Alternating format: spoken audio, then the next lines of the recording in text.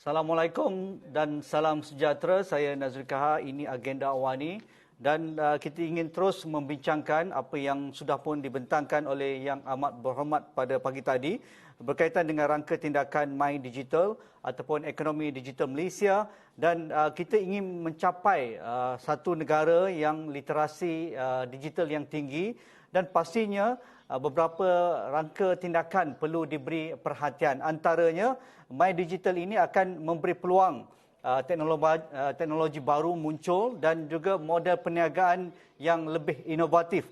Dan ini penting untuk memartabatkan lagi pendapatan rakyat di negara kita, mungkin tidak lagi stagnan ataupun sudah pun tepu, tetapi lebih mendapat pendapatan yang lebih tinggi apabila mereka lebih termasuk dalam ekonomi digital ini, dan akan mencipta enjin pertumbuhan ekonomi yang baru. Jadi dalam melihat rangka tindakan blueprint ekonomi digital Malaysia ini, bagaimana kita perlu respon dengan segala prasarana ataupun infrastruktur? Adakah apa yang kita ada pada ketika ini mencukupi, ataupun kita perlu menambah kelajuan speed internet kita dan juga capaian internet akses kepada rakyat kita, sama ada di bandar, di pinggir bandar, di kampung ataupun di kawasan pedalaman.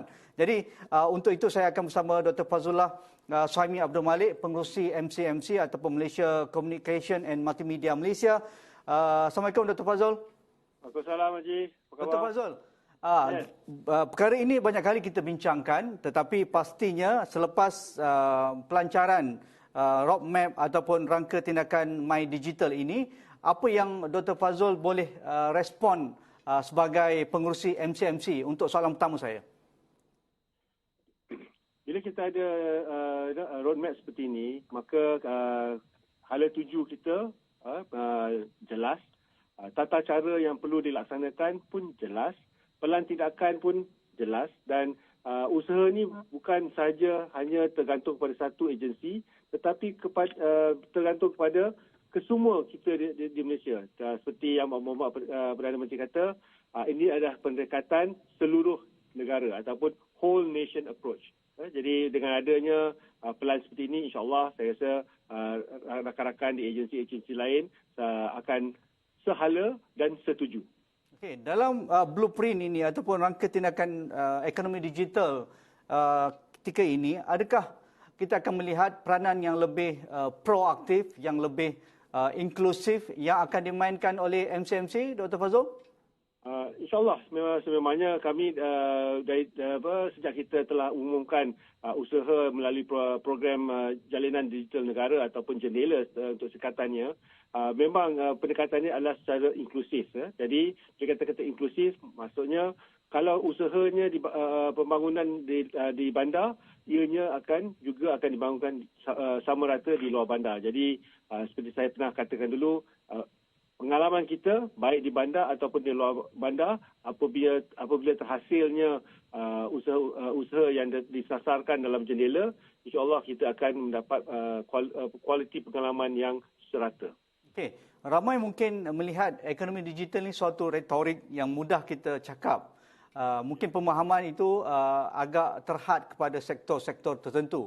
Sejak kita melancarkan koridor multimedia pada 2-3 dekad lalu, kita hanya melihat peluang digital ini kepada mereka yang dalam dunia teknologi, dunia IT ataupun dunia internet. Tetapi dari aspek pelan ataupun roadmap ekonomi digital ini, apa sebenarnya yang ingin kita faham tentang ekonomi digital? Biar saya memberi dua pendekatan, ya. Satu, apabila kita kata ekonomi digital, kalau secara senangnya adalah apa-apa aktiviti yang berlandaskan penggunaan teknologi digital yang dapat menghasilkan peningkatan ekonomi kita. Ya, jadi bila kita kata peningkatan ekonomi itu, kita membelajar melalui digital pun, kita dapat kelulusan, maka kita insyaAllah akan dapat kerja dan gaji yang lebih lumayan. Ataupun aktiviti perniagaan yang menggunakan pakaian digital, maka pemasaran kita boleh ditingkatkan. Ya. Jadi inilah yang kita katakan ekonomi digital secara menyeluruh. Pendekatan kedua, kita kena lihat apabila Multimedia Super Corridor diperkenalkan pada tahun 1997, Malaysia waktu itu hanya baru nak berjinak-jinak dengan internet. Dan orang kata mereka yang siapa tahu pasal komputer, dia saja yang dapat. Tetapi bila kita lonjakkan sehingga tahun 2021, penetrasi internet kita telah pun mencapai melebihi 80%. Jadi pengguna internet itu berbeza. Dulu kita pakai narrowband ataupun jalur kecil. Sekarang kita pakai jalur lebar. Dan bila kita gunakan jalur lebar, penggunaan data kita lebih, maklumat yang kita pakai melalui internet itu lebih tinggi. Jadi sebab itulah tidak lagi terkongkong hanya kepada mereka-mereka yang pakai komputer, tetapi pakai komputer dalam pelbagai aktiviti kehidupan. Manalah hari ini kita kata komputer tak ada kat dalam tangan. Setiap yang kita semua ada mobile phone. Ya? Dan bila you ada mobile phone, maka kita ada aplikasi. Bila ada aplikasi, kita pakai aplikasi dan kita melaksanakan transaksi melalui aplikasi. Kalau saya tengah lapar ni, saya tekanlah Grab. Saya pergilah order Grab. Itu di peringkat saya sendiri. Kalau saya nak beli barang, saya nak menghantar barang, banyak aktiviti boleh kita laksanakan di dalam tangan kita. Jadi perbezaannya. Ya? Jadi kalau dulu Multimedia Super Corridor memperkenalkan hanya sektor-sektor tertentu. Kerana kalau kita ingat ada flagship dulu, ya. Dan sekarang kita tak kata flagship, kita kata vertical. Vertical akan melambangkan industri-industri yang sedia ada di Malaysia. Baik industri pertanian, industri pembuatan, industri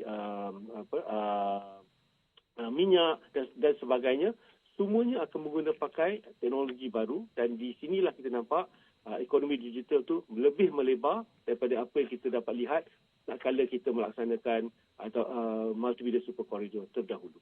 Dr. Fazrul, kita ingin melihat apa angka-angka yang dikongsikan dalam blueprint ini seperti capaian isi rumah yang disambung dengan internet sekitar 90%, kedudukan Malaysia yang ke-40 dalam Speed Test Global Index, dalam kelajuan 81.46 Mbps itu setakat 2020, kadar penebusan selular mudah ataupun 135.4%.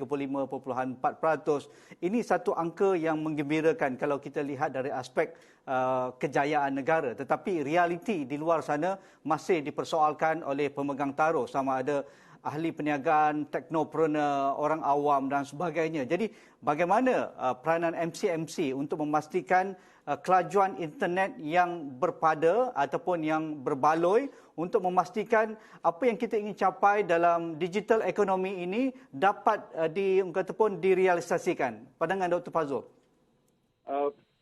Kita gini ya, apabila kita telah memulakan usaha dalam masa Multimedia Super Corridor, pendekatan kita tak kala tu adalah untuk membenarkan syarikat-syarikat telekomunikasi membesar. Ya?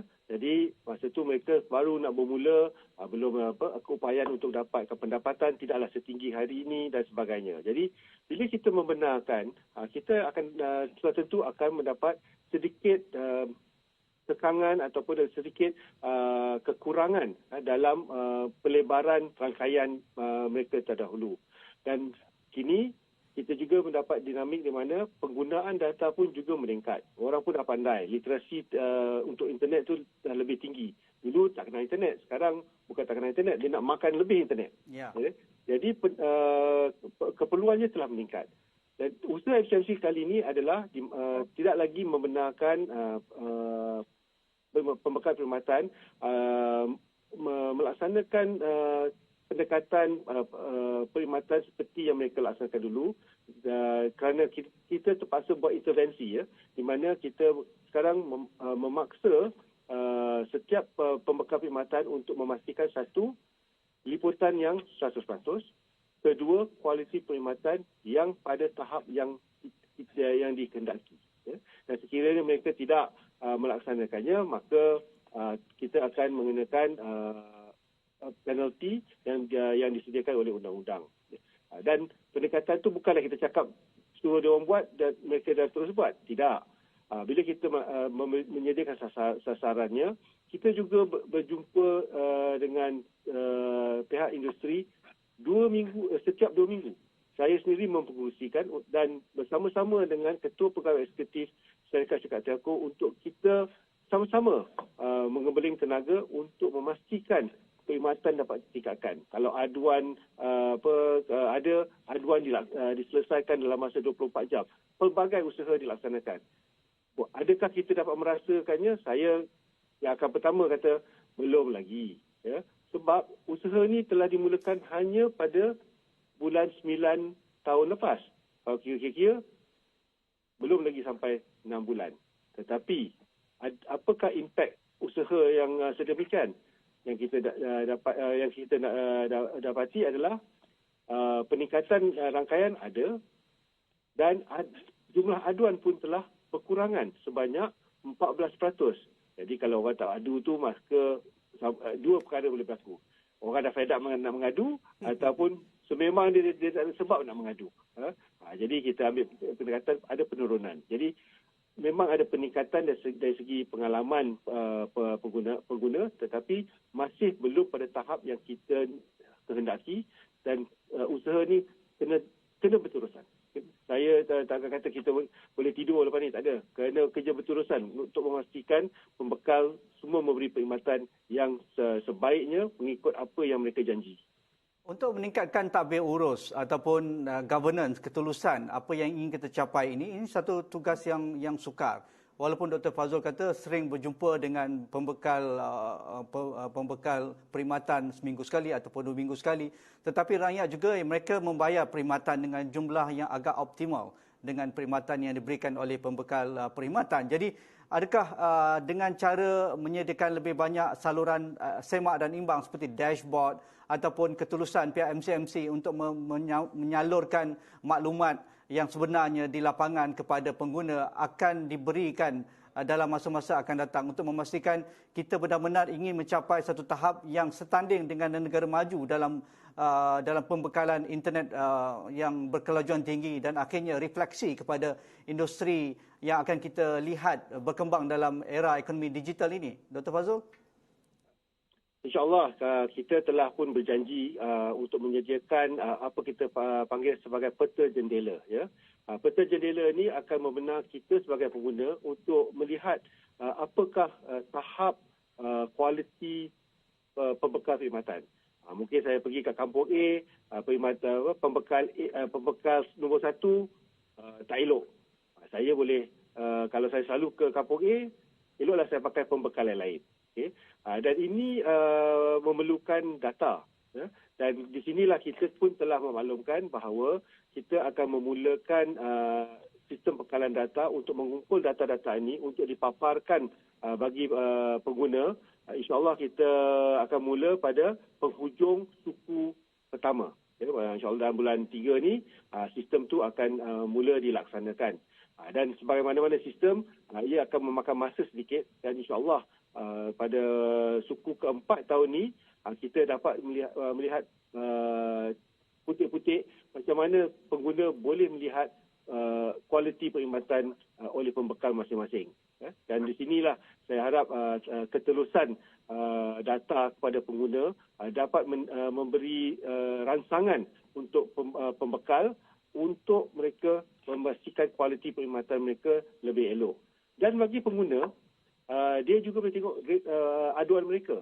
Kalau aduan mereka masuk pada satu tempat, kita akan tunjuk tempat tu menjadi merah sebab ramai orang mengadu tentang tempat tersebut.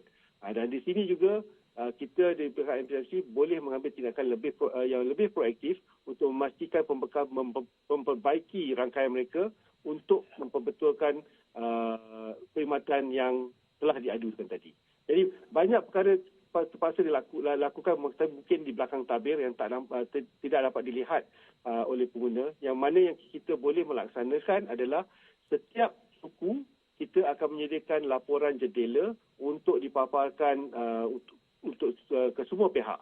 Dan kalau nak periksa, hari ini pun boleh masuk untuk melihat laporan suku yang terdahulu melalui myjendela.my. Ya, saya layari di situ dan tengoklah, telaahlah ke pelbagai laporan yang kita sediakan untuk paparan oleh pengguna.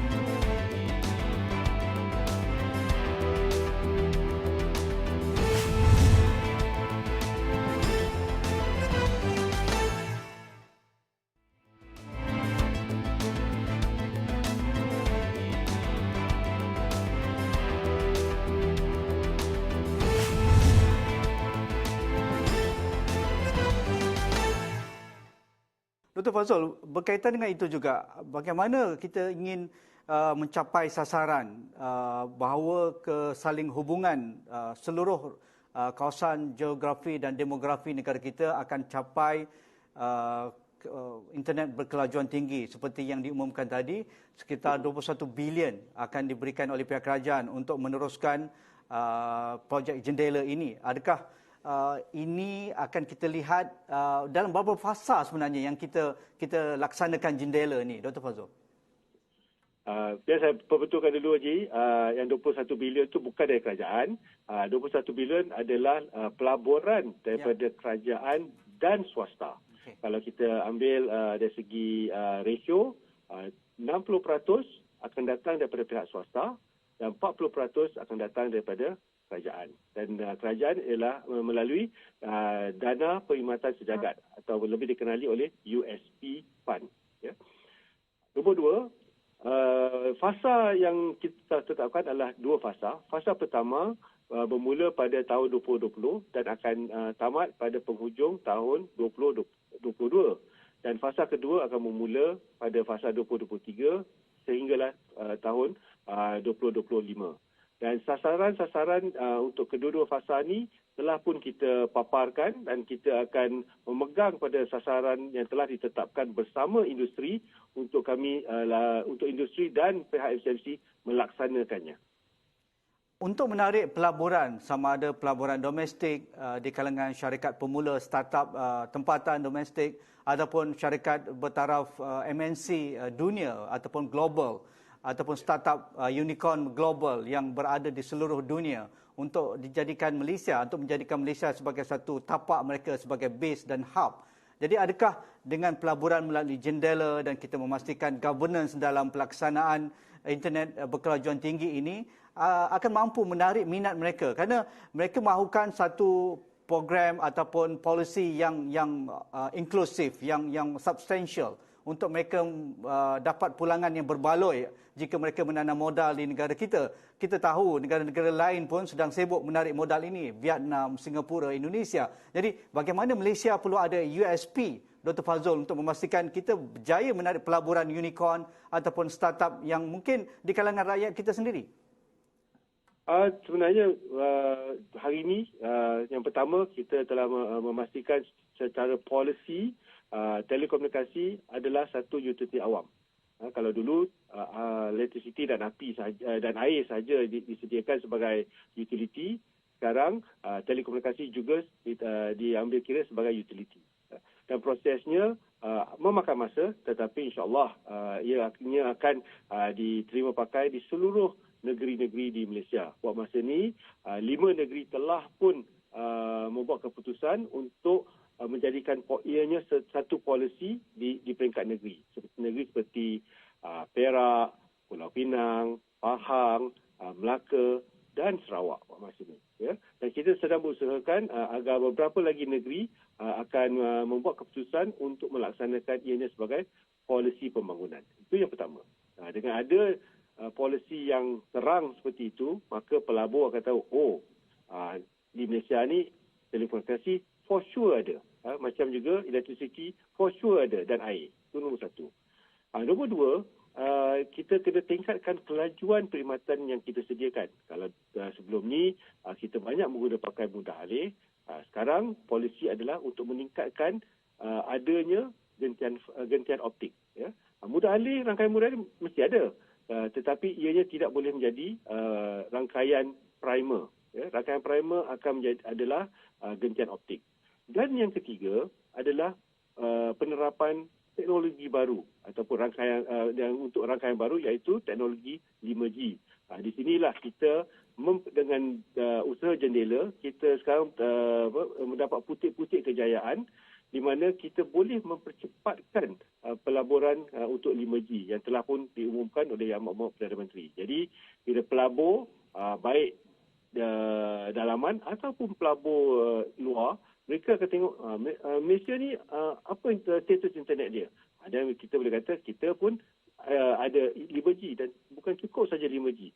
Kita ada ekosistem 5G. Iaitu ia akan mengambil kira perkhidmatan awan ataupun cloud services, kesinambungan dengan antarabangsa atau submarine sea cable dan juga gentian fiber yang meluas di Malaysia. Okey, berkaitan dengan 5G, Dr. Fazrul dah mulakan 5G tu. Bagaimana rakyat boleh mendapat manfaat terus? Dikatakan ratusan ribu peluang pekerjaan akan dicipta melalui sistem terkini bertaraf 5G ini ke seluruh negara dalam masa 5 tahun ataupun 10 tahun mendatang. Jadi adakah ini akan merapatkan jurang ekonomi ataupun kalau salah cara kita mengambil tindakan ataupun pelaksanaan di bawah sana, dia akan mewujudkan lebih luas jurang pendapatan di kawasan luar bandar atau pedalaman dengan mereka yang hanya dapat melayari 5G ini. Jadi apa pandangan Dr. Fazrul? Itu sebabnya dulu bila kita telah memperkatakan tentang jendela, apabila jendela itu menyediakan perkhidmatan yang serata baik di luar bandar ataupun di bandar, dan liputan 4G serata baik di bandar atau di luar bandar, apabila kita perkenalkan 5G, jurang perbezaannya tidaklah terlalu tinggi, ya, nombor satu. Maka banyak aplikasi-aplikasi yang kita boleh melaksanakan untuk ekonomi digital boleh dilaksanakan dengan penggunaan 4G. Ya. Itulah dengan cara itu kita bila kita merancang, sudah tentu kita tak boleh menyediakan perkhidmatan atau rangkaian 5G tiba-tiba macam kita tarik selimut satu Malaysia terus ada. Sudah tentu tak boleh. Jadi kita mesti memastikan pelaburan yang dibuat ada kepulangannya dan pulangannya adalah cepat dan pelaburan mesti serata di pelbagai tempat. Maksudnya kalau katakan kita adakan 5G, insya-Allah di semua negeri akan ada perkhidmatan tersebut. Adakah perkhidmatan itu menyeluruh di seluruh negeri? Mungkin tidak pada fasa pertama, tapi dari masa ke semasa dalam masa 5 tahun insya-Allah kita akan mencapai tidak kurang daripada 80% daripada tempat kawasan penduduk untuk menyediakan perkhidmatan 5G. Dan sekiranya penggunaan itu lebih meningkat, maka liputan itu akan dipercepatkan untuk mencapai mungkin 90% daripada kawasan berpenduduk. Ya. Jadi kalau nak kata tak ada jurang tu, saya menipulah. Mungkin akan ada jurang, tetapi kita tidak membenarkan jurang itu terlalu besar dan tidak terlalu lama. Itu yang kita kena, bila perancangan tu, ini balance yang kita perlu laksanakan. Okey, akhir sekali Dr. Fazrul, My Digital ni cantik apabila kita melihat dari sudut booklet ataupun naskahnya, tetapi kita mahukan lebih daripada aspek pelaksanaan ataupun execution.